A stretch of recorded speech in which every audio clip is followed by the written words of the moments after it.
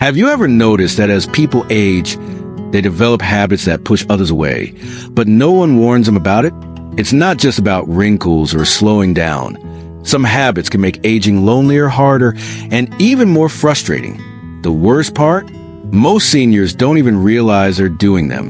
From small, everyday actions to deeply ingrained behaviors, these habits can silently damage relationships and quality of life. But here's the good news. Once you recognize them, you can change them. Julie, a 71-year-old retired librarian, was once the heart of her community.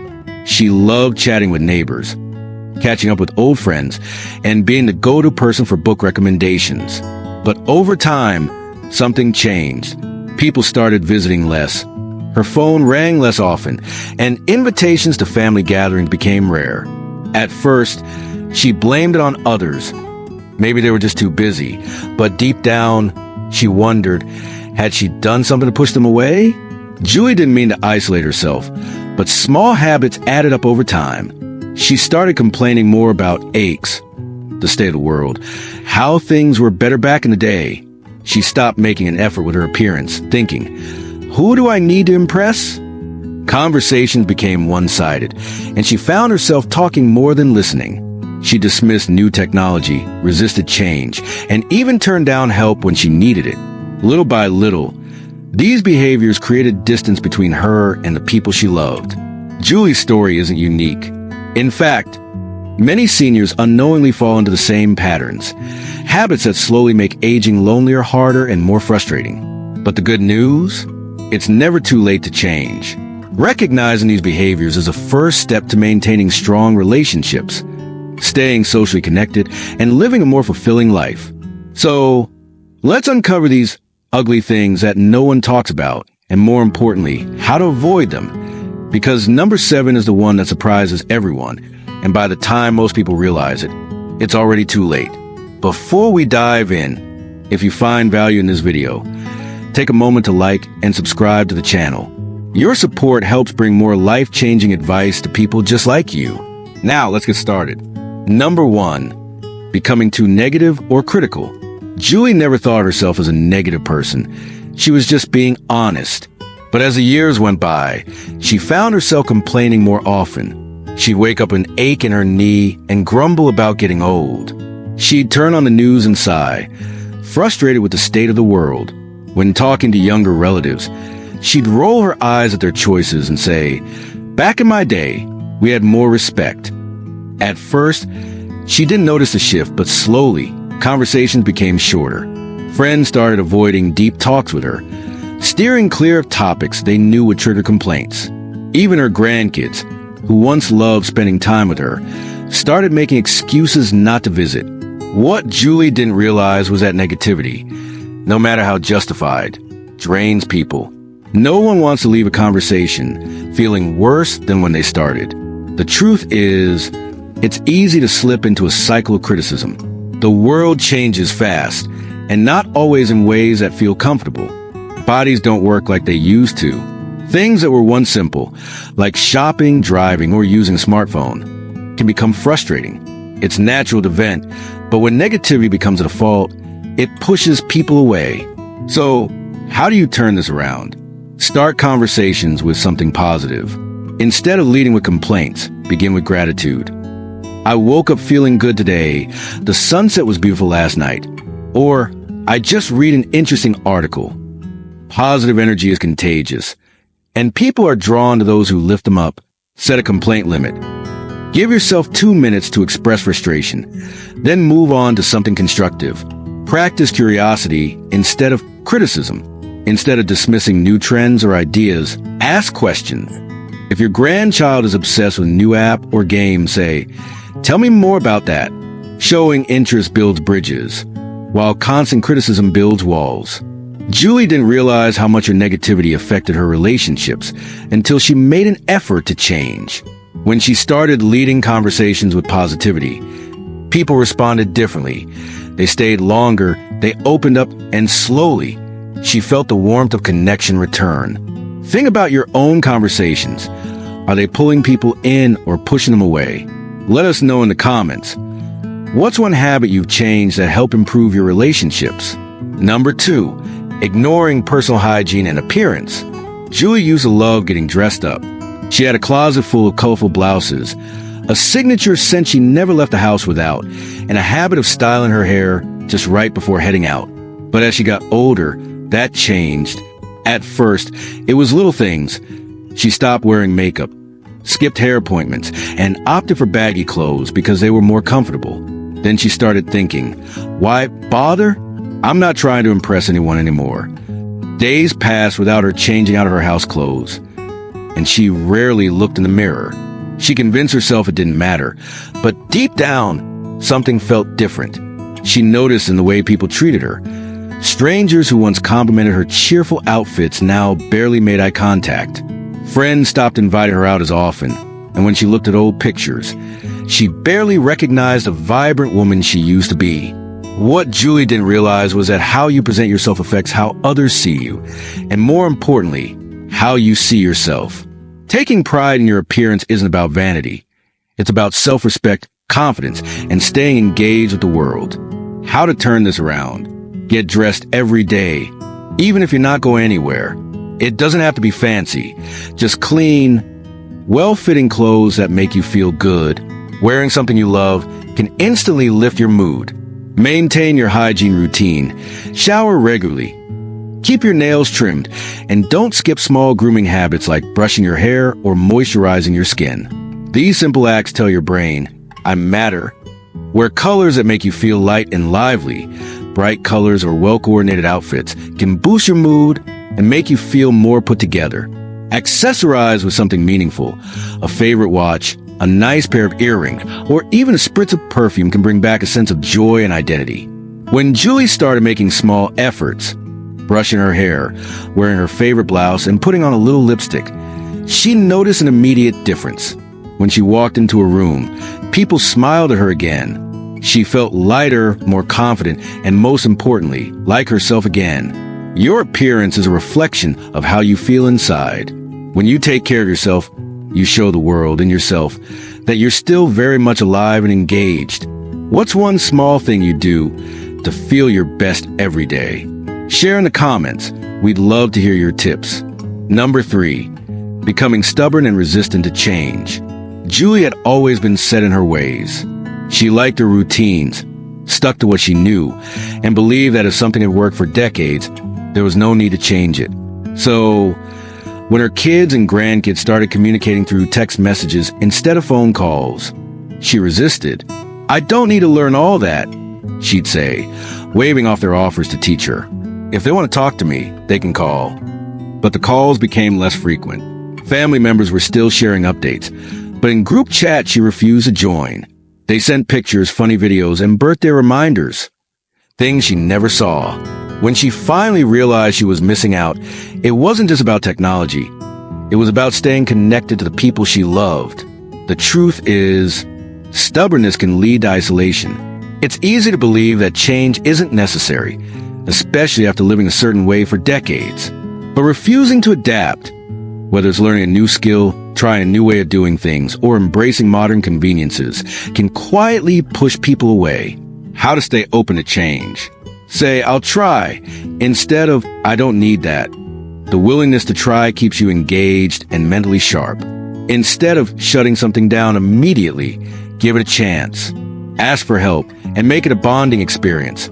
Let your grandkids or children teach you something new. Learning together creates meaningful moments. Embrace small changes first. You don't need to become a tech expert overnight, but small adjustments like sending a simple text, trying a new hobby, or watching a show your grandkids love help you stay connected to the world around you. When Julie finally let her granddaughter teach her how to text, she was surprised by how easy it was. More importantly, she saw what she had been missing. Daily photos of her great-grandkids, inside jokes, and quick check-ins that made her feel loved. By letting go of resistance, she regained something far more valuable, a stronger connection with the people she cared about most. What's something new you've learned recently that helped you stay connected? Share in the comments. We'd love to hear your experiences. Music. Number 4. Hoarding and refusing to let go of clutter. Julie had always been sentimental.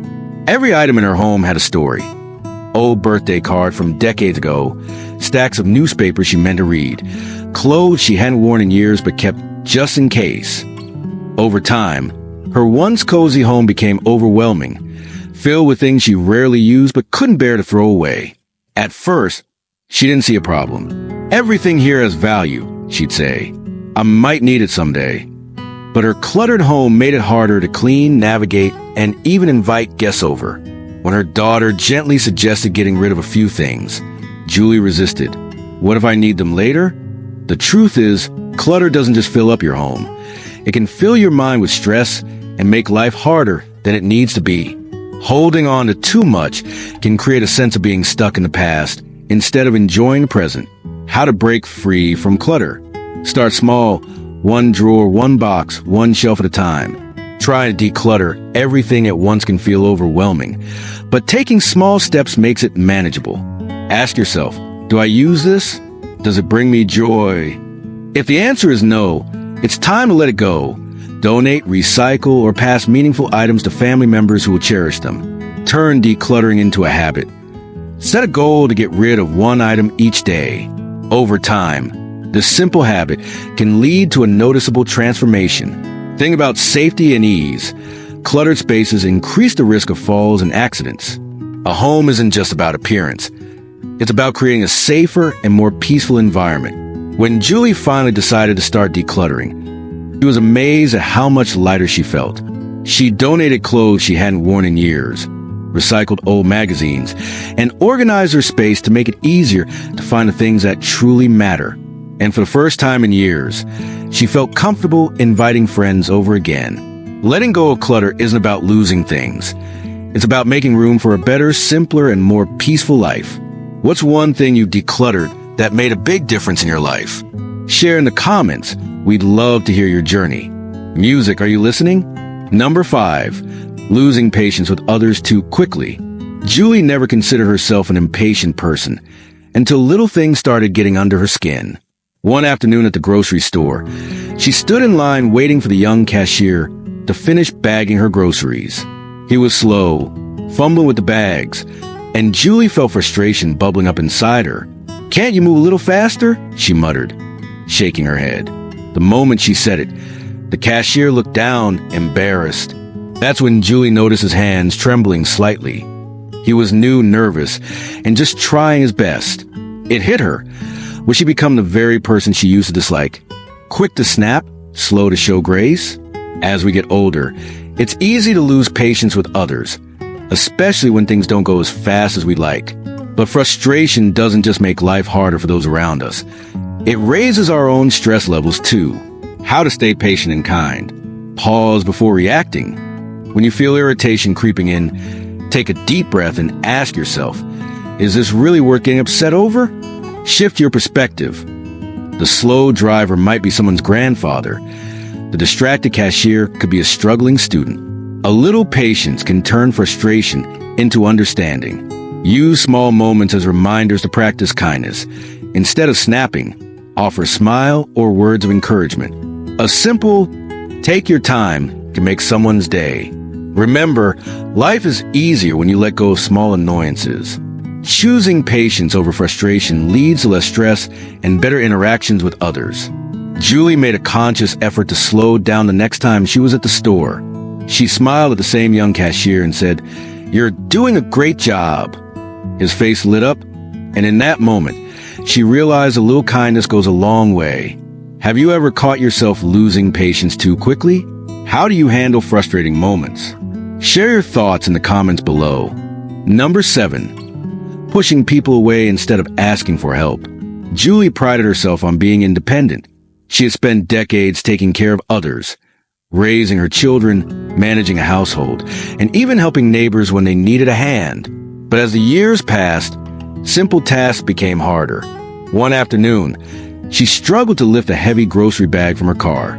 A kind young man passing by noticed and offered, "Need a hand with that?" Julie forced a smile and shook her head. "No, thank you, I've got it." But she didn't. As she dragged the bag inside, her back ached, and frustration welled up inside her. She felt exhausted, not just from the physical strain, but from the loneliness that followed. She had pushed someone away who was simply trying to help. Later that night, she realized something painful. Her refusal to accept help wasn't making her stronger. It was making her more isolated. Why? Asking for help is a sign of strength, not weakness. Asking for help doesn't mean you're a burden. It means you're allowing others to care. People want to help, but if you keep refusing, they'll stop offering. Accepting help fosters connection. When you let someone assist you, it creates a moment of warmth and shared humanity. It makes life easier, not just physically, but emotionally. You don't have to struggle alone. It allows others to feel useful. Imagine if no one ever needed your help. You'd feel unneeded, right? Giving others the opportunity to help is a gift. How to change the habit. Next time someone offers help, practice saying, "Yes, that would be great. Thank you." If you need support, ask directly, "Would you mind giving me a hand with this?" Remember, accepting kindness from others strengthens relationships, not weakens them. The next time Julie went to the store, she saw the same young man and smiled. Actually, she said, "I could use a little help today." His face brightened as he grabbed her bag, and in that simple exchange, Julie felt something she hadn't in a while: connected. Do you struggle with asking for help? Or have you ever felt the joy of helping someone else? Let's talk about it in the comments. Number 8. Being too frugal to enjoy life. Julie had always been careful with money. She clipped coupons, skipped vacations, and hesitated before making any purchase that wasn't absolutely necessary. Even though she had a comfortable amount saved, she constantly worried. What if I need this money later? What if something unexpected happens? One day, her best friend Linda invited her on a weekend trip to the countryside. It'll be fun.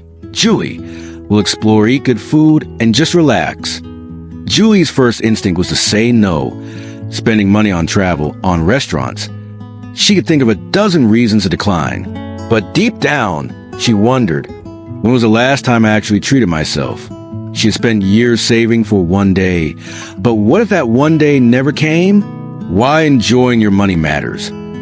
Being financially responsible is important, but life isn't just about saving. It's about living. Experiences bring more happiness than possessions. Studies show that spending on experiences like travel, outings, or hobbies creates lasting joy, while material things quickly lose their value. You worked hard for this stage of life. Enjoy it.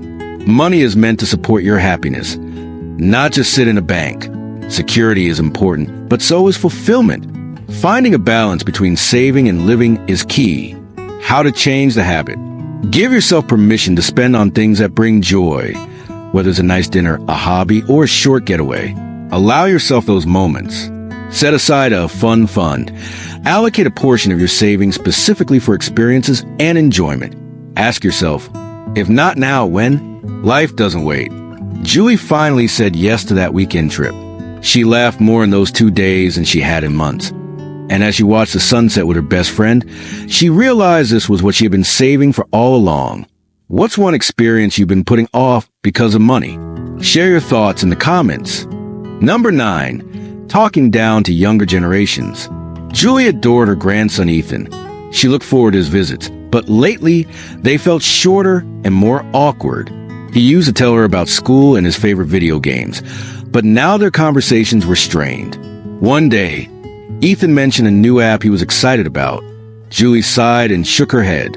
Back in my day, we didn't need all this technology. Kids actually played outside instead of staring at screens. Ethan went quiet. After a few minutes, he checked his phone and mumbled, "I should probably get going."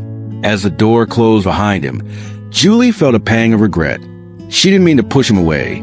She just wanted him to see how different things were when she was young. But had she made him feel dismissed instead?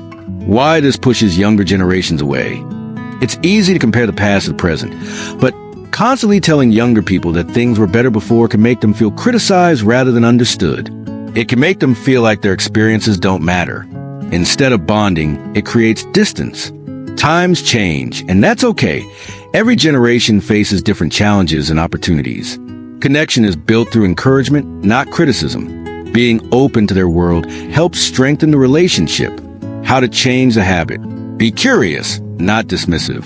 Instead of saying, "We never had that in my day," Try, "That sounds interesting. Tell me more." Find common ground. Share stories from your past in a way that relates to their experiences today. Encourage instead of criticize. Younger generations thrive on support. Your words can inspire rather than discourage. The next time Ethan visited, Julie tried a different approach. When he brought up his favorite game, she smiled and asked, "What do you like about it?" Ethan lit up, explaining the strategy behind it. For the first time in a while, their conversation flowed easily. And as he stayed a little longer that evening, Julie realized connecting across generations wasn't about changing them. It was about understanding them. Have you ever felt disconnected from younger generations? What helped bridge the gap? Let's discuss in the comments. Number 10. Holding on to grudges and regrets. Julie sat by the window, staring at the falling leaves. Another holiday season was approaching, but instead of feeling joy, she felt a familiar heaviness in her chest. She couldn't stop thinking about the friend who betrayed her years ago, the argument with her sister that was never resolved, and the things she wished she had done differently in life. The past had a tight grip on her, replaying in her mind like an old film she couldn't turn off. One day, her neighbor Linda noticed Julie's distant look and asked, "What's on your mind?" Julie sighed. "I just keep thinking about things I can't change." Linda smiled gently. Holding on to the past is like carrying a heavy suitcase everywhere you go. Imagine how much lighter you'd feel if you set it down. Why holding on to grudges and regrets is harmful? It steals your present joy. Dwelling on old wounds makes it hard to enjoy the good moments happening right now. It strains relationships. Bitterness can create distance between you and loved ones, even when you don't realize it. It affects your health. Stress from grudges can increase blood pressure, disrupt sleep, and even weaken your immune system. How to let go and find emotional freedom. Accept that the past can't be changed. Instead of asking, "Why did this happen?" try asking, "What can I learn from it?" Practice forgiveness, not for them, but for yourself. Letting go doesn't mean excusing bad behavior. It means freeing yourself from its hold. Focus on the present. When you catch yourself dwelling on the past, shift your attention to something positive in the moment. Write a letter, then let it go. If you're struggling to move on, write down everything you feel, then tear up the paper or burn it as a symbol of release. That night, Julie sat down with a piece of paper. She wrote down all the things she had been holding on to for years. Then, with a deep breath, she let them go. For the first time in a long while, she felt lighter. Have you ever let go of a past hurt? What helped you move forward? Share your thoughts in the comments. Number 11. Ignoring health problems. Julie had always been independent. So when she started feeling dizzy while standing up or noticed her vision getting blurrier, she brushed it off.